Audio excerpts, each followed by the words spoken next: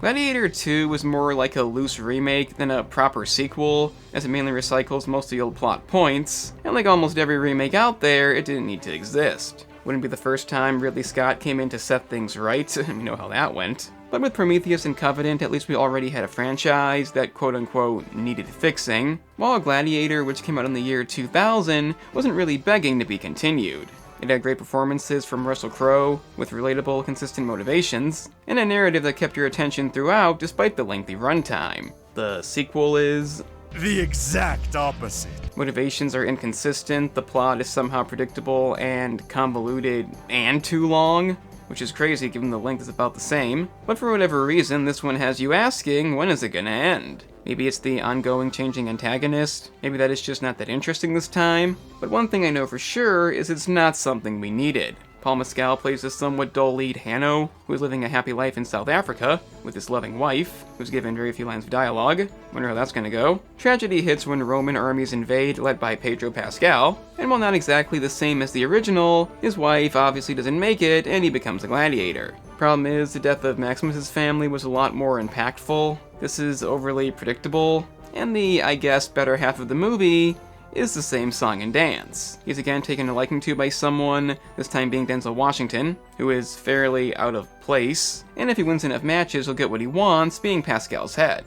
Speaking of Pascal, you can tell from the moment he's on screen, he's not going to be the final antagonist. The, I think, retarded twin emperors are a lot more corrupt, and Mr. Washington is clearly the main villain. The first thing to really alter the formula is Lucia realizing Hanno is actually Lucius, because he put his hand in the soil the same way Maximus did. This is evidence. Yeah, I love the amazing storytelling.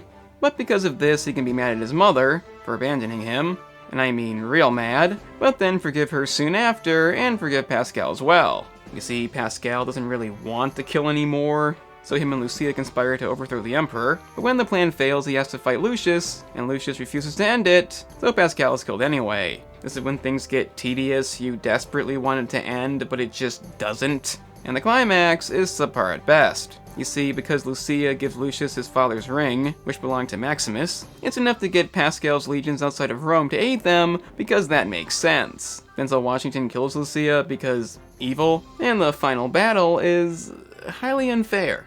Substantial age and strength difference. It isn't that good anyway. You go into the river and he hits him with a rock. But compared to the original that was so clever about this, that found a way to get around the skill difference, this doesn't. Same can be said for the ending in general. It's your generic unifying speech. Original was much deeper yet meaningful, and honestly, that goes for the whole movie. It's really a straightforward deal.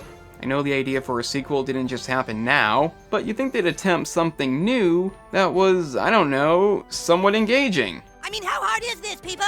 You've got some cool ideas, the naval battle, the rhino, all enjoyable scenes, but they simply don't have the same impact. Opposed to Maximus showing mercy and getting applauded, instead they show him mercy, he says no, automatically wins, and then the applaud comes. Lots of confusing moments like that here, stuff that feels off, and to be honest, all the supposed defining moments left me feeling empty. Pascal's death had no impact, Lucia literally just died to die, the ending was generic, and all the remotely enjoyable scenes are anything but original. That said, it can still be enjoyed, especially if you never saw the first one. It's still well acted, most of it, and the action scenes are fun at best. Wouldn't call it an awful time, but if you're a die-hard Gladiator fan, you're gonna be disappointed. Predictable writing, lack of development, and simply no reason to exist makes Gladiator II less than entertaining. But if you don't agree, then let me know down in the comments. Subscribe if you enjoyed, definitely hit the like button. Sharing the video helps YouTube's broken algorithm. And if you like video games, I have a channel for that too. Link in the description. I'm the Analyst, and remember kids, we don't have to have sequels. So, you've made it to the end. That's an impressive feat indeed. Since you managed that, I guess check out the gaming channel, in which I cover a variety of gaming topics, like analysis videos, such as this one. If you're into that, then press the link in the description. It's that simple.